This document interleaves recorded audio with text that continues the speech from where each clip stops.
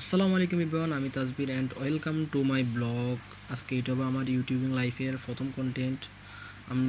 আমার ব্লগের প্রথম বিষয়বস্তু হচ্ছে আমাদের শখের পশু প্রাণীগুলোর দৈনন্দিন জীবন আপনাদের সাথে শেয়ার করা। অ্যান্ড যারা শৌখিন মানুষ, শখের বশত অ্যানিম্যাল পুষে থাকেন, তাদের জন্য কিছু টিপস। চলুন শুরু করা যাক। তো এখানে কিছু আমার একজোড়া মুন্ডিয়ান ফেয়ার আছে। এগুলো শুধুমাত্র আমি ইউটিউবের ভিডিও করার জন্য আনছি। আমার তেমন ইচ্ছে ছিল না, শুধুমাত্র ইউটিউবে ভিডিও করার জন্য বা আপনাদের দেখানোর জন্য। এই মুন্ডিয়ান ফেয়ারটা হচ্ছে, এই মাদিটা হচ্ছে ইন্দোনেশিয়ান, আর এই নটটা হচ্ছে আফ্রিকান ব্ল্যাক মুন্ডিয়ান। আমি আপনাদের একটু দেখাই। এগুলো এখনও নতুন ফেয়ার, এখনও ডিম বাচ্চা করা নাই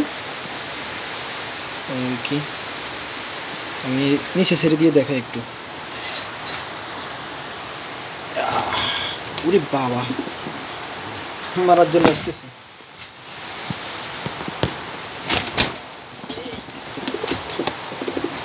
মাশাআল্লাহ, হাতে ধরতে কষ্ট হয় ভাই। এই দেখেন,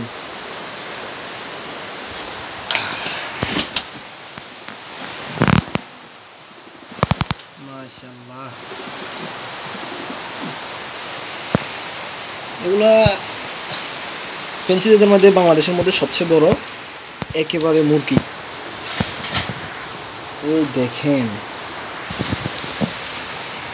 এই দেখেন মাদিটার অবস্থা।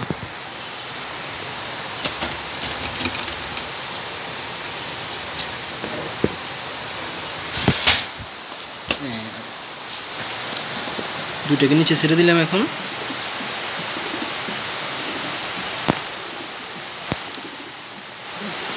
এই ফেয়ারটা পড়ছে আমার প্রায় 14,000 টাকার মতো, এবং আনার কস্টিং সহকারে চট্টগ্রাম থেকে আনছি।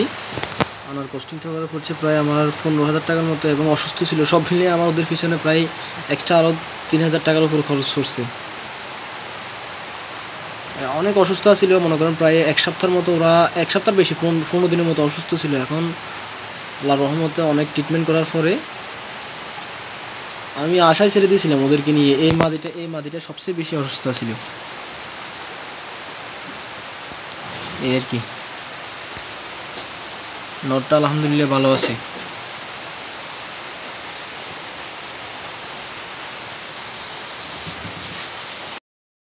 ইনশাল্লাহ আপনাদের থেকে সাপোর্ট ও মনোবল পেলে আমি আরও ভালো কিছু করার চেষ্টা করব, আল্লাহ যদি সহায় থাকেন।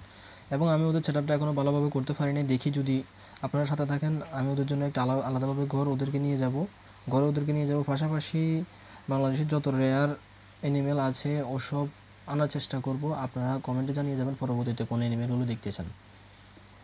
সো আজ এই পর্যন্ত। সবাই লাইক অ্যান্ড সাবস্ক্রাইব করে পাশে থাকবেন। সবাই 5 ওয়াক্ত নামাজ পড়বেন। আল্লাহ হাফেজ। আসসালাম।